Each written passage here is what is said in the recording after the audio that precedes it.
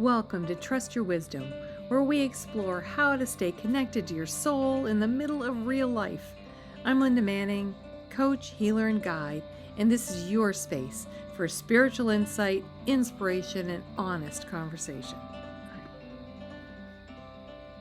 So, welcome to Trust Your Wisdom. I'm your host, Linda Manning. I have a wonderful guest here today, Ingrid Bredenberg. Before we jump into Ingrid, though, I just have to say, and you'll see it's all around me, but I have published my first book, Ignite Your Intuition, and it's on Amazon. And if you haven't gotten it, it's a fun read, it's fast, and it will hopefully ignite your intuition. So, all right. We are here today to talk to Ingrid about a really interesting topic that I don't know much about. So I'm curious, and hopefully you will be too.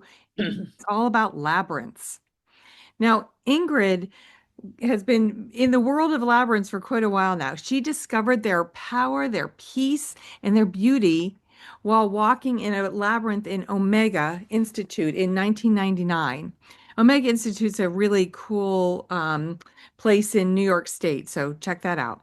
Since then, she's studied with expert labyrinth designers, researchers, and builders in Sweden, in England, in Australia, and in the United States. I would like that trip.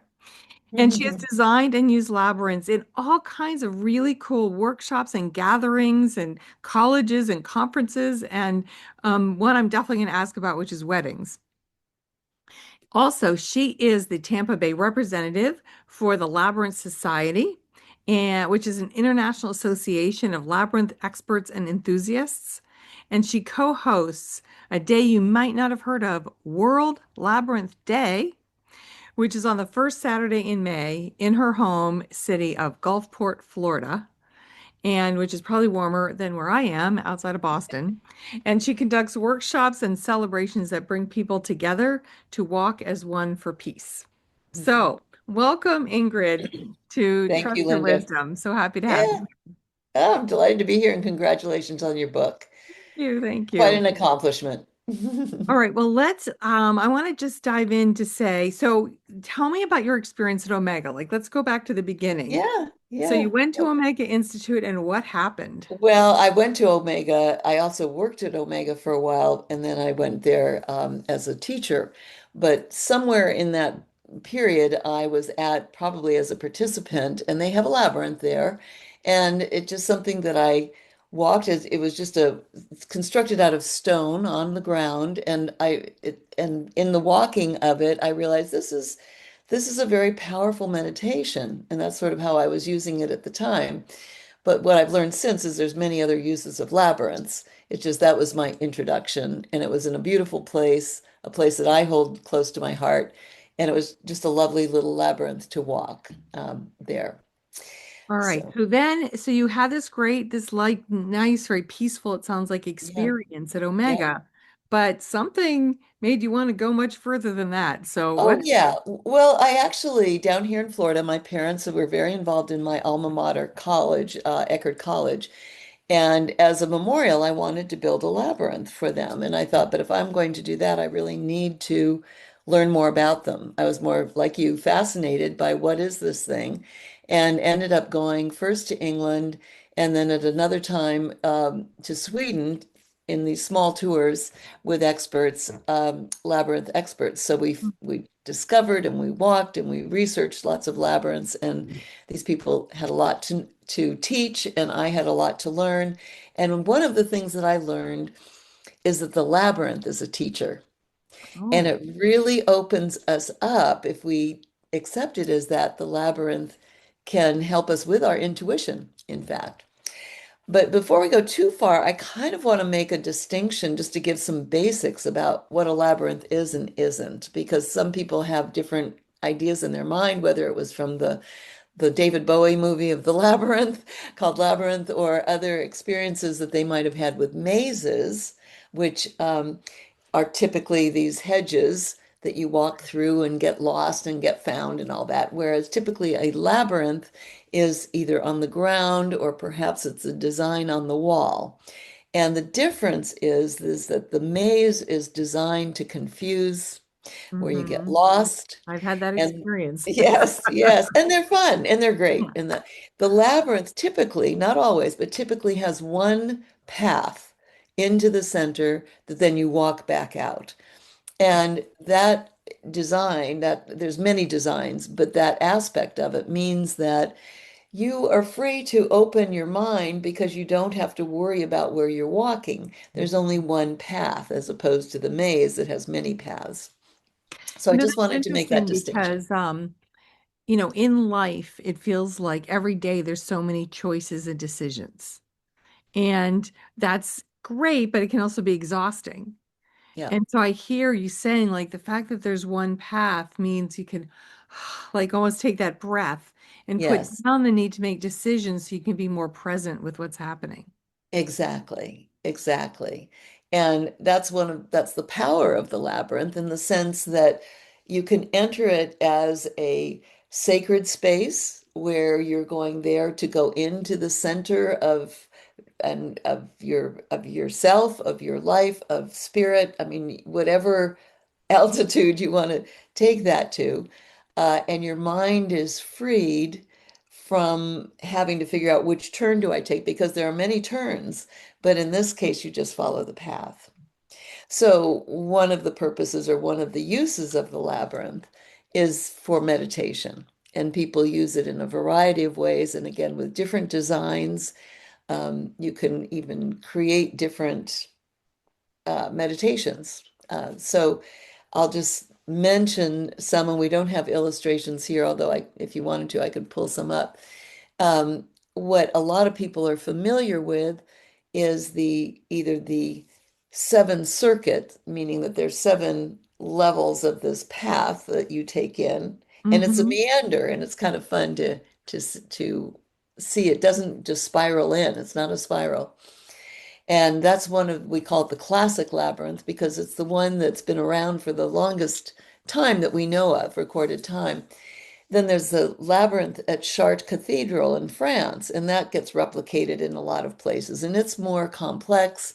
It's got 11 circuits, it's got four quadrants that you walk. And so it's a much more complex labyrinth. It takes longer to walk. But again, it's a wonderful journey.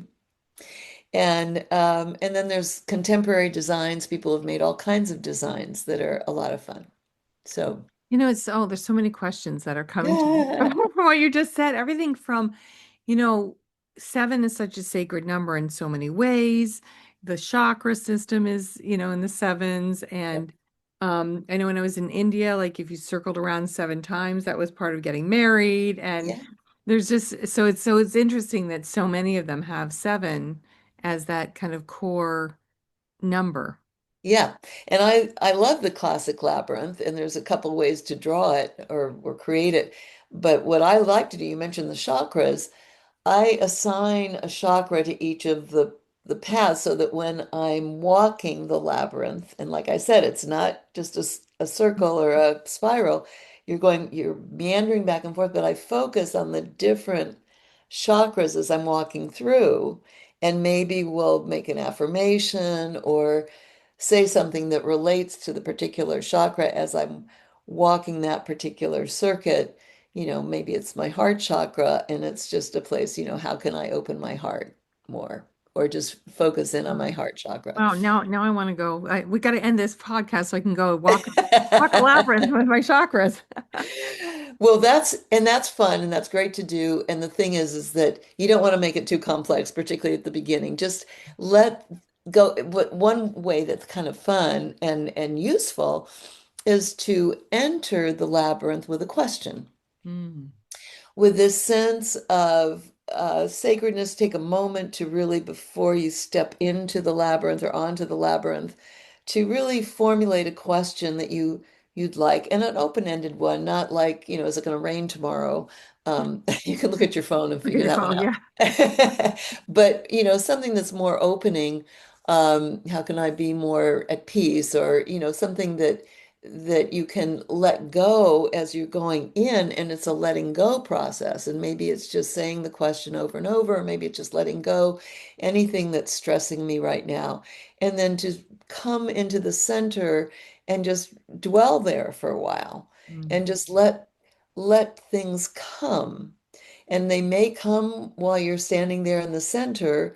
They may come as you're walking out, or they may come after you've completed your walk. But just to have that very symbolic yet very physical act of letting go and letting come Mm. and seeing what does come, being attentive without being attached to the answer, just see what happens. Beautiful. As you were talking earlier and now again, it really made me think about setting intentions. When you go for a walk in a labyrinth, you usually start with a question you said or an intention. Yeah. Yeah. And for me, I have trouble just sitting and meditating. I do much better I hear you. letting my mind go when I'm moving in some way. So again, it could be a prayer, it could be a meditation, it could be just releasing thoughts. Sometimes we take an object or a stone Hmm. just to hold, just to sort of anchor the energy and have it carry the thought or the prayer as we go in, and either leaving it in the center or just carrying it all the way out and maybe then placing it on your altar or someplace that is a reminder. So there's just so many ways, there's unlimited ways to use a labyrinth in the sacred ways, but there's also other ways to play with it. Well, I would love to hear if you can think of something like like one of your most exciting or interesting or surprising experiences in a labyrinth. Okay, well, this actually goes back to when I first met my husband Berkeley. We were at a music conference at a church conference center or a retreat center. And we had just met. We were kind of, having these conversations and sparking and that kind of thing in the garden. And then he said, "Well, did you know there was a labyrinth here at on the grounds?" And I did not know that. I hadn't had time to go and discover what all that was there. So we ended up, this was at night in the moonlight, walking this beautiful labyrinth that was very secluded. And we landed up in the middle and it happened to have a full moon. And this was like, there we were face to face, holding hands. And oh my God, I'm getting chills just thinking about I'm it. And getting then he chills kissed too. me. And it was like, woo! So, that's the indelible memory. And then, of course, walking out, we were both kind of a twitter with the, just the sensation of all that. So that was very, very memorable. And that continues to resonate with me. And I can't promise that to everybody that walks the labyrinth that they'll find their beloved in the middle, but there you go. That was my good fortune. Wow, it sounds like it's such a beautiful, transcendent, really experience. Totally. And now, because Berkeley and I do love to travel, and often I will look up, there is the World Wide Web Labyrinth locator. So Okay. I'll look up places that we're going and see if there are any labyrinths in that area. And that becomes a little treasure hunt for us to take us to maybe a part of a city that we might not otherwise go to, or it just sends us off on a little scavenger hunt to see there's so many labyrinths around the world, public and private. And so that's just part of our travel adventures. Yeah, that sounds like a lot of fun. And like you Yeah. said, it brings you opportunities to see things that you would never otherwise see. Exactly, exactly. So I want to just reiterate that there is on the web, for those that are curious and interested, you can go to Worldwide Labyrinth Locator, Okay. and Google will pull that up, and you can go and look for where you live or where you're headed and see if there's anything there, and go and walk a labyrinth. Excellent. Well, I'll put that in the notes too. So Thank you. we'll have to get that from Yeah, you. well, Yeah. Labyrinth Locator, right? That Yeah. sounds like fun. I'm gonna do that to see. I bet in the town that I live in, I bet there's a bunch of labyrinths I don't There even could know be. about. There could be. So Yeah. that'll be fun. Yeah. Um, if you were going to give someone a piece of advice, let's say they'd never walked in a labyrinth before and it's their first time, like what would you suggest for them? Yeah. Well, I don't like to tell people too much, before they go in. I want them to have their own experience. Sometimes, if I was with them, I might bring out some sage and smudge and just give them a little blessing before they go in, because there's something about that beautiful sage smoke that kind of creates a time out of time. And I might just say something very simple as blessing on your journey. Or, as you said before, what is your intention? I might ask, depending on what the situation is, I might just say, do you have an intention or do you have a question that you'd like to take in? Or just walk and let the labyrinth speak to you, see what you get, and just leave it kind of open-ended and then debrief afterwards and let the person who's walked tell me what came. And it might be mostly body sensations, or some people literally still get lost, even though they're on just one path. And when that happens, sometimes it's perfect because it becomes a metaphor where Interesting. they don't know which direction they're going in. And so they may find themselves back in the center again. Um, and of course, they're not really lost because you can look up and you see where you are. It's not like there's any walls, but that in itself, the journey itself can become the lesson. So I try not to influence it too much Right. before they go in. Right. Yeah. You don't want to manage it for them. Let it Yeah, evolve and yeah, come as it will. yeah, yeah. Yeah.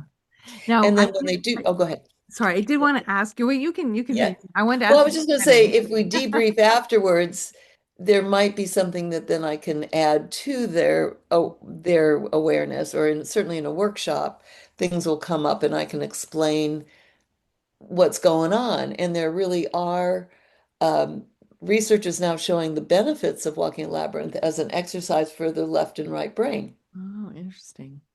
They're finding that kids with ADHD calm down sometimes just by walking the labyrinth. Hmm. So, there are these now researched benefits that walking a labyrinth can have been shown. I don't know if it proven is the right word, but at least shown. Yeah. Wow, that's really interesting. I hadn't thought about that, but the left and the right, because you're kind of leading in one way and then you're leading on the other way on the way out, right? And Yeah, obviously, as yeah, you're walking, you're doing right. left and right. Yeah. So, wow, there could be all sorts of physiological things going on that we don't even realize. And that's why I do dowsing sometimes before people go into the labyrinth, just as a way to show them that there is a change in their energy fields. So I'll take those kind of copper L's dowsing rods, if you're familiar with them, and they move as you hold them. And I'll have people walk toward me and they'll cross, and that'll indicate the distance of their energy field. And then afterwards, they'll walk, after walking the labyrinth, they can literally see that their energy field has expanded. Oh, what fun. I It love really that. is. It's a nice thing for people to see what they might be sensing, but don't necessarily, we aren't always so attuned to know that, but to get the visual Yeah. confirmation that something has happened energetically in this process. Wow, that is really I've not heard of that. Like doing Yeah, it way before. That's really cool. yeah, yeah. Are there any, you sort of alluded a little bit to some fun ways of using labyrinths or some unusual ways? Like, what are some other possibilities? Sure.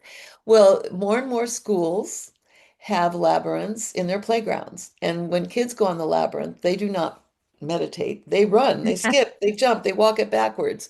It's like it's so important for us to recognize that there's no one way to walk the labyrinth. And I think kids bring a wonderful sense of I can walk this any way I want. And they'll do that. Yeah, And the I've freedom. so yeah, and it's just a great reminder for adults to watch that happen because it can break us out of our own patterns that this has got to be very serious. Exactly. The Um, seriousness of it, I have to meditate and I have to yeah, right, right, think right. like, oh, There, what if it's joyful? yeah, What what if if it's I dance joyful? through the labyrinth? And you can dance, and there's even a dance with the Seventh Circuit that's kind of an interesting way, almost like a maypole kind of thing that you can do. Um, you can do it as a procession. On World Labyrinth Day, the last labyrinth that I made last year was a Baltic shape, so it had a long entrance and a short exit, so you could do a procession through it without people doubling back. And we Oh, had like maybe 50 people on the oh, labyrinth at one time. So it's much better if they can continue from the center and then just sort of pass through. So that's something to realize that the design might want to follow the function of its use. Yeah. So that's one thing. And you were curious about the wedding. yeah. When my daughter got married, she got married down in the Virgin Islands on the beach. So she asked me to draw a labyrinth in the sand. And then after the wedding, all the guests then walked the labyrinth together. And it was just a beautiful kind of ceremonial way to walk with the couple going I'm through almost it. envisioning like each person walking the labyrinth as a blessing to the couple. And that's a wonderful thing that can happen. There's so many ways to do it. If the couple stayed in the center and people walked by and gave a blessing, or if they walked with them, there's just lots of ways to do that. During COVID, I had a labyrinth out in my yard, and people could come and walk it either alone, or we did have a New Year's Day walk, and people were masked, but we were outside, so it was really fine. And Berkeley made music, and it was lovely. So, there's something very powerful about walking a labyrinth with other people. And just you're feeling the energy flow. You may not be focusing on them, but there's just something energetically to have a group walking together. If somebody, obviously they can use the website and find labyrinths that are out there, but if someone really felt drawn to creating their own labyrinth in their Yeah. yard or Yeah. somewhere nearby, what would you suggest as a first step, or what Yeah. what might they do? Well, the first thing is to go to the Labyrinth Society webpage, which is if you just Google again the Labyrinth Society, that will have lots of different designs, lots of information, historical design, etc. Um, find labyrinths in their neighborhood, and they might have people that know how to draw them. There are on the web, there are many tutorials right Uh-huh. there. I haven't made any, but there's some wonderful people that have made some really terrific tutorials about how to make the different shaped labyrinths. And um, what I have in my yard, I call a labyrinth lab because I want it to be a temporary labyrinth that I can, like when we travel, it can just disappear and the mower guys can come and just mow the lawn. So what it is it's made out of pine straw.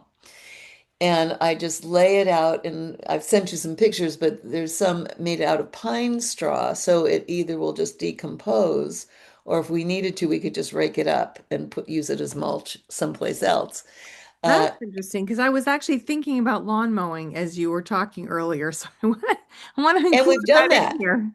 We've done that too, where I've staked it out and then painted with field field paint, so it's there in sort of a neon color. Mhm. And then Berkeley will come along and mow it so that the borders are the grasses that grow up over time, and then he'll weed whack them a little higher. So you Mhm. can do it as simple as that. And that way you're not hauling stones, or in Florida, we don't have stones. Right. In So New you England, can we make have a it, lot of stones, but yeah, but yeah. you So but you also want need to mow your lawn, so you want to. So this is really interesting. So you could create one with paint. You could yeah. create one with. So you said pine straw. Is that different than pine needles? We have a ton of pine It's needles. pine needles. When you go to a garden center, they call it pine straw. Uh, we Oh, call there's it the so stuff that people falls make down it. from our trees. Yeah, exactly. Well, if you've got a pine tree, then just use that. Rake it up and reuse it. Repurpose it. Yeah. I made one up when I lived up in Massachusetts. Again, just a very simple. I painted it out and then we mowed it. And then in the fall, the leaves fell and I'd rake them and they became the border. And then Wow. the snow fell and I'd walk it and then it became, and each day when the snow is different every day because Right. sometimes it was fluffy and I'd have to go out with snowshoes and pack it down. And then it might ice over. And then it was like an ice uh, labyrinth. Yes. And so I'd have to wear those claws. So, but it was neat. Each season brought a different labyrinth in so many ways.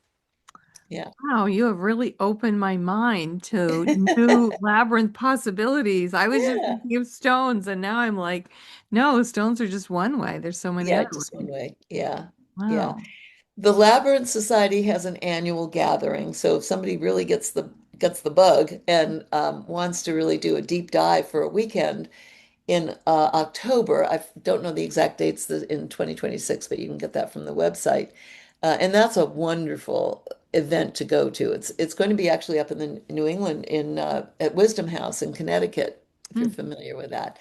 And it's just a great way to learn from people that have been designing and building labyrinths all over the world, as well as have artistic endeavors and projects. And then there's people that sew labyrinths. I mean, it gets expressed in so many ways. It's great fun. That sounds amazing. Is there you mentioned that there's certain shapes that have been kind of known as like the oldest ones. Do you know historically from what they know? I mean, I'm imagining Yeah. many labyrinths probably existed way beyond Yeah. or we know of, but how far back Y- do labyrinths go? Yeah, so it goes back to I think it's like the fourth century, something like that. I mean, I probably should be rechecking my dates on this, but um, the first known one that historically has been recorded was on Crete. And of course, you've heard of the Minotaur and the Labyrinth, Yeah. and that's got a mythological story to it. But you'll find the labyrinth, and in some ways, it's a very simple design, much like the spiral or the handprint. So once you learn how to make a labyrinth, it's kind of an easy thing to draw on a wall or on the ground. So there's evidence in pottery, lots of different places that you find labyrinths or the labyrinth design. Wow. Mm, Well, Ingrid, it has been amazing to learn from you and talk to you. Is there anything else that you want to make sure to share with the listening audience? yeah. Well, it is a fascinating field and it's very accessible. And probably most people will find a labyrinth like within 25 miles of their home if they wanted to find one. And it could be just a lovely experience. There are many times at churches, hospitals now have them, Mm. schools now have them, and then people have them in their private homes or they're in parks. So it's likely that you could find one nearby and just take a walk on the labyrinth. And then on the first Saturday in May is World Labyrinth Day, and there are going to be celebrations all over the world. So that's again something people can participate in and something to check out. Excellent. And tell me again that website that so if someone wants to look up if there's a Yeah. labyrinth near them, what's that website again? The labyrinthsociety.org. Okay, labyrinthsociety.org. I think we can Yeah. remember that. Yeah. All Yeah. right. Well, thank you so much. It's Yes. been I such a love talking about pleasure. labyrinths. Thank you for letting me be on your podcast, Linda. It's so good. Absolutely. Absolutely. All right. Well, thank you, Ingrid. All right. We'll see you.